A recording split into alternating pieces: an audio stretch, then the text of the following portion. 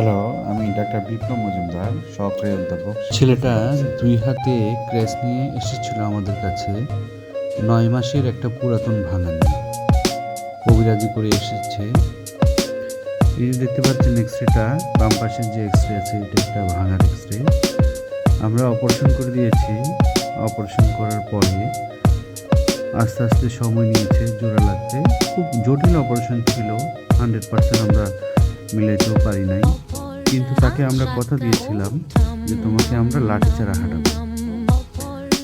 সুদীর্ঘ প্রায় 3 থেকে 4 মাস পর আমরা হাড্ডি কেটে সোজা করে স্ক্রু দিয়ে প্লেট দিয়ে অপারেশন করার পর এখন বাচ্চাটা 100% লাঠিচাড়া হাঁটে। সামান্য একটু দাবাই, কারণ পাটা একটু ছোট, এছাড়া বাকি সব ঠিক আছে। ধন্যবাদ।